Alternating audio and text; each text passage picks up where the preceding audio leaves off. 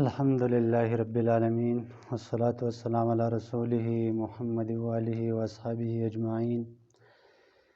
أما بعد فأعوذ بالله من الشيطان الرجيم. بسم الله الرحمن الرحيم.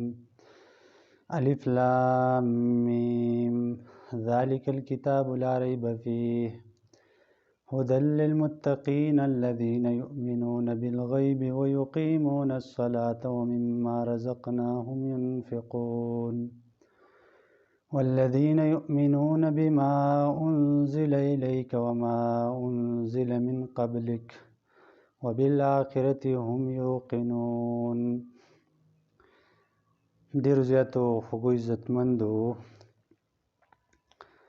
نن چې موږ کومه صورت شروع کوو هغه ده صورت بقره، او دا د مصحفي ترتیب په لحاظ سره د قرآن دویم نمبر صورت دی. مخکې صورت فاتحه وه او دا پسې صورت بقره ده، او په ترتیب نزولي سره دا 87 نمبر صورت دی، او وروسته د صورت المطففین نه نازل شوی دی، او دا مدني صورت دی، یعنی د هجرت نه وروسته اکثر نازل شوی دی. نبی علیه السلام چې کله هجرت مدینې ته وکړو نو په اول وختونو کې اکثریت د دې په اول وختونو کې نازل شوی دی. البته په دې کې د سود چې کوم آیاتونه سود باره کې، ربا باره کې، نو دا بالکل په آخر وخت کې په نبی علیه السلام نازل شوي دي، خو هغه هم چونکې د مضمون د مناسبت د وجې نه په دې صورت کې شامل کړي دي. داسې نور هم څه آیاتونه لکه د صورت بقرې اخري آیاتونه چې کوم دي دا مکي آیاتونه دي، خو دا هم د دې مضمون سره مناسبت لري، نو په دې کې شامل کړي.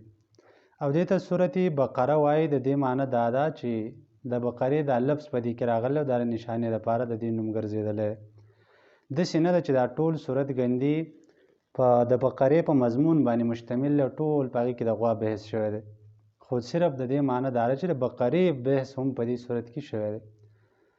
او د دې صورتونو دا نومونه چې کوم دي دا د الله رب العالمین پیغمبر ته یو قسم اشارتن دا ویل چې دا د دې صورت نوم کې ده، نو داسې د نښې دپاره او د تمیز دپاره دا نومونه ایښودلی شوي دي. نور په عربۍ کې داسې لفظ نشته چې د قرآن د یو صورت ټول مضامین راجمع کړي او په هغه یو لفظ کې جمع شي او د هغې مضمون دپاره دا نوم کې ایښودلی شي، خو دا صرف د نښې دپاره دغه یو لفظ نوملی ایښودلی شوی، دې ته صورت بقره وایي. او د دې ډېر زیات فضایل دي او فقهي مسایل دي پکې، او ډېر زیات معاشرتي او دغه شانتې معاشي او زمونږ د دین د عقیدې هر قسم مسایل پکې ډېر زیات دي. د دې وجې نه د دې اهمیت هم ډېر زیات دی او فضیلت هم ډېر زیات دی. او د عمر رضی الله عنه باره کې راځي چې هغه دا صورت د دې د فقه سره او هغه په هغه څه باندې چې دا په کوم څیز مشتمل دی، نو دا عمر رضی الله تعالی عنه باره کې راځي چې تعلمها فی 12 سنة، چې دا عمر رضی الله تعالی عنه په 12 کاله کې یاد کړو، او د هغه زوی عبدالله ابن عمر رضی الله تعالی عنه هغه دا د دې فقه سره او د دې مسایلو سره دا په 8 کاله کې یاد کړو. یعنې د دې فقهي مسایل او په هر څه باندې ځان په جوړه باندې پوهه کول دا ډېر ګران کار دی. په دې وجه باندې هغې د صحیح یادولو عمر رضی الله عنه په دې 12 کاله لګولي او ابن عمر رضی الله عنه په 8 کاله لګولي. او فضیلت یې دا ګوره دا صورت چې کوم دی نو دا ډېر زیات برکتي صورت دی.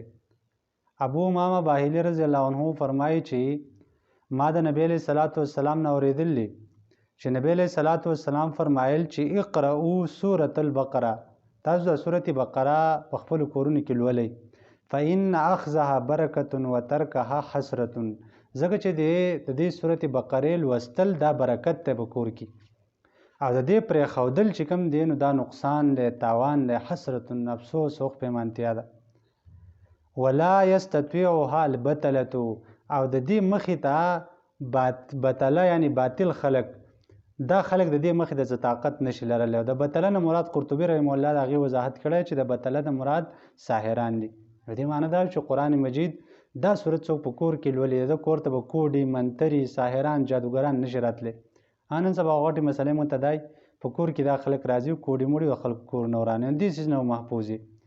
ابو هريره رضی الله عنه فرمایي چې نبی علیه السلام فرمایل چې لا تجعلوا بیوتکم مقابره، خپل کورونه مقبرې او درې مه جوړوئ، بلکې ان الشیطان ينفر من البيت الذي تقرأ فيه سورة البقره او شیطان دا غزګی نه تختی دا کور نه تختی په کم کور کې چې سورة بقره لوستل کیږي. ګوره په دې کور کې زموږ کم اختلافات چې راځي د خواخینګور د اولاد او د مور پلار دغه شانتې د یوریانو د اندروریانو کم اختلافات او مسایل مشکلات چې نن سبا دي او کم عدم سکون دی په دې کور کې د دې بهترین علاج سورة بقره شوه. د سورة بقره کم از کم په هفته کې یو 2 ځله یو ځل په دې کور کې لوستل پکاري چې شیطانان دې کور ته نه راځي. ځکه په دې کور کې دا مسلې څوک جوړوي خو یا شیطان جوړوي یا ساحران او جادوګران تعویذګران مولیان جوړوي. نو دغه ظالمان نه به ته په څه محفوظ کېږي؟ په دې قرآن مې محفوظ کېږي. نو تعویذګرو له مزه عملیات والا له مزه بس په خپله دا قرآن وایه په دې یقین پیدا که د هر مسلمان خوله چې کم ده نو هغه پوره سر ده یقین غواړي. نو لحاظه دا چې په کور کې وایم دا مسلې مشکلات به درته نه وي. نو دا دې فضیلت چې نور هم په حدیثو کې ډېر زیات فضایل راغلي خو بهرحال په دې باندې اکتفا وکړو په دې فضایلو په باب کې. بیا د دې صورت په اول سر کې موږ دا لفظ وایو چې الف لام میم یعنی دا 3 حروف چې کوم دا موږ ځان له ځانه وایو دې ته وایي حروف مقطعات. مقطعات د قطع نه ده یعنی کټ کټ. نو دا الفاظ موږ کټ کټ وایو الف ځان له وایو لام ځان له وایو میم ځان له وایو ورنه دا خو علم دی که نه موږ به داسې وایو چې علم خو دې ته وایي حروف مقطعات ځان له ځانه. او دا د ځینو صورتونو په اول سر کې راغلي. د دې څه مطلب دی دا په دې صورتونو کې راتلل؟ نو امام عامر شعبي سفیان ثوری رحمه الله یو لوی جماعت د محدثینو هغه د دې خبرې قایل دی. هغه وایي چې هي سر الله فی القرآن دا د الله رب العالمین رازونه دي په قرآن کې بس الله پې پوهېږي موږ ته پته نشته. او د ابوبکر رضی الله عنه نه د علي رضی الله عنه نه نقل دي. او یو قول ابواللیث سمرقندي رحمه الله هغه د عثمان رضی الله عنه د ابن مسعود رضی الله تعالی عنه نه هم نقل کړي دي. هغه وایي چې انهم قالوا الحروف المقطعة من المكتوم الذي لا يفسر چې دا حروف مقطعات هغه دي چې لا يفسر د دې تفسیر نه کېږي. تفسیر کول مشکل دي. بس زمونږ په ایمان چې د الله څه مقصد دی په هغې زمونږ ایمان دی. مولانا سید ابوالعلا مودودي رحمه الله په تفهیم القرآن کې داسې وایي چې دا قرآن چې په کوم وخت کې نازلېده نو په هغه وخت کې شاعرانو ادیبانو او خطیبانو هغې به داسې الفاظ استعمالول داسې حروف مقطعات به هغې استعمالول په خپلو اشعارو کې په خپلو خطبو کې چې هغه ادیبان خلک به په هغې په یو بل په خبر باندې پوهېدل. نو دا وخت یو ادبي عادت و یعنې د عربی ادب کې لکه څنګه چې زموږ د اردو پښتو شاعرۍ کې داسې څیزونه وي چې په هغې عام خلک نه پوهېږي دغه شان دغه خلک په دې باندې پوهېدل خو عام خلک په هغې نه پوهېدل. نو په دې قرآن مجید کې دا چونکې د عربۍ یو لوی شاهکار دی نو الله رب العالمین د هغې خیال وساته دا داسې حروف یې پکې راوستل چې هغې باندې دغه خلک پوهېدل. د دې وجې نه په دغه وخت کې ګوره د اسلام څومره لوی دشمنان د قرآن دشمنان د پیغمبر دشمنان خو یو ادیب او یو عربي په دې دا اعتراض نه دی کړی چې دا د الله کتاب نه دی ځکه چې په دې کې د الف لام میم څه مقصد دی د قاف څه مطلب دی د نون څه مطلب دی کاف ها یا عین صاد څه مطلب دی دا اعتراض هېڅ چا هم نه دی کړی ځکه په دې باندې پوهېدل. نو صحیح خبره هم دا معلومیږي دې ته وایي متشابهات په قرآن کې معنی دا چې د الله سر دی د الله راز دی او د اکثر علما هم دغه معنا اخیستې ده. نو لحاظه دې په متشابهاتو کې موږ ته حکم دا دی چې موږ په دې باندې ایمان لرو چې د الله کوم مقصد دی بس حقه صحیح دی او زموږ په هغې ایمان دی پاتې شه دا چې په دې کې نور لټول د دې معنا لټول دا په موږ باندې نه فرض دي نه دا که څوک پرې پوه نه شي نو دا څه د هدایت نه څوک غوښتی نه شي ګمراه کېږي نه. نو لحاظه دا د الله رب العالمین رازونه دي په قرآن کې. نو ترجمې ته غوږ شئ. بسم الله خاص په امداد د نوم د الله الرحمانی چې عام مهربانه دی الرحیم او خاص مهربانه دی. شروع کوم زه نه په نوم د بل چا. دا شروع دا معنی په دې بسم الله کې نشته دی خو دا وله موږ راوباسو دا به تاسو په نحو صرف کې بیا ووایئ چې دا بسم الله جار مجرور دی په اصل کې دا متعلق غواړي نو دې له موږ متعلق په آخر کې راوباسو د دې لپاره چې خاص شي دا معنی په الله بسي چې موږ خاص د الله په نوم باندې شروع کوو. اشرع بسم الله الرحمن الرحیم. الف لام میم الله پوهېږي د دې حروفو په معنی باندې. دا ګوره معنی نه ده معنی ده چې الله پې پوهېږي ما ته پته نشته چې دې څه معنی ده.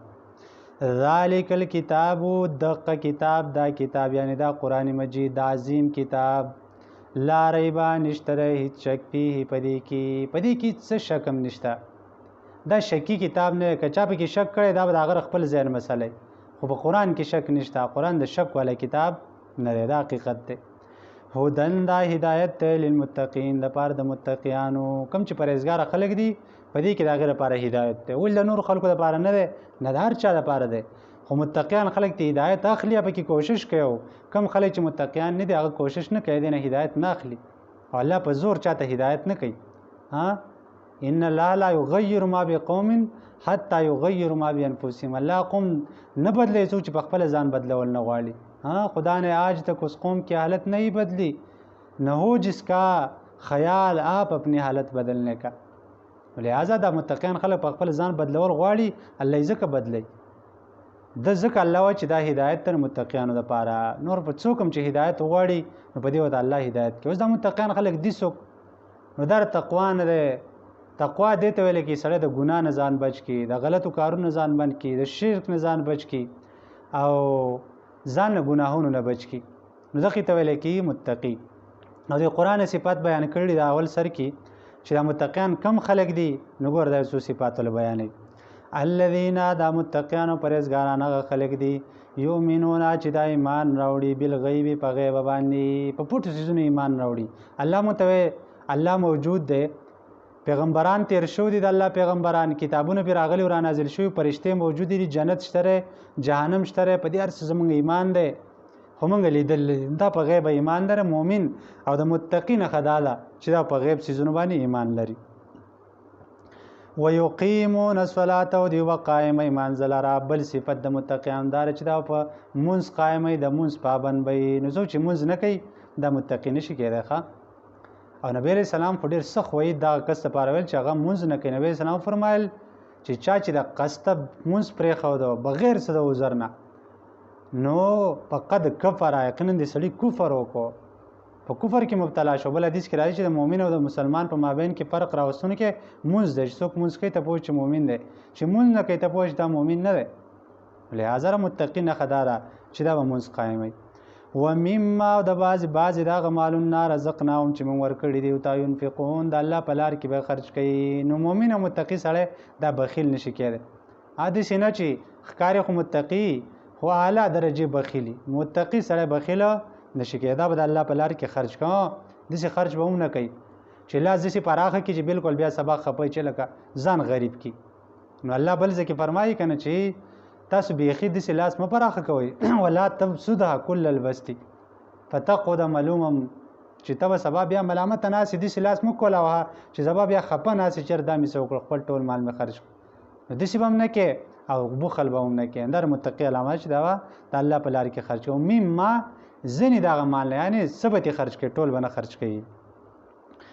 والذین وهغه خلق دي دا متقیان یؤمنون چې دی ایمان لري بما په هغه څه باندې انزل الیک چې تا ته نازل شوی دی پیغمبره، یعنې دا قرآن او حدیث سنت مبارکه. وما په هغه څه به ایمان لري انزل چې نازل کړی شوی دی من قبلک استانه مخکې، وبالآخرة هم یوقنون، او په آخرت به دا خلک یقین ساتي. نو مؤمن نښه څه ده؟ په الله به یقین ساتي. وحدانیت در عقیدې حصې دي. وحدانیت د رسالت او پیغمبرانو ایمان راوړل او په آخرت باندې ایمان لرل، دا د ایمان بنیادی څیزونه دي درې: عقیده توحید، عقیده رسالت او عقیده آخرت. نو دلته متقیانو نښې الله دا بیان کړي چې په غیب ایمان راوړل، د مونځ قایمول، د الله په لار کې خرج کول، او کوم څه چې به د پیغمبر نازل شوي دي په دې باندې ایمان راوړل، او دې نه مخکې چې کوم انبیا او پیغمبران په هغې کوم کتابونو صحیفې نازلې شوي په هغې ایمان راوړل او په آخرت باندې ایمان راوړل، دقې ته متقي ویلی کېږي. دې څه ځان له جامې نشته دی، ځان له څه لباس نشته دی، مهذب لباس به اغوندي، داسې لباس به نه اغوندي چې په هغې کې سړی پکې غیر مهذب ښکاري. نو الله رب العالمین نه دعا ده چې په دې څو خبرو باندې د عمل کولو توفیق راکړي. په دې قرآن بنول مال او بیا تاسو ټول له پوهه او د عمل کولو ټول له توفیق راکړي. واخر دعوانا ان الحمد لله رب العالمین.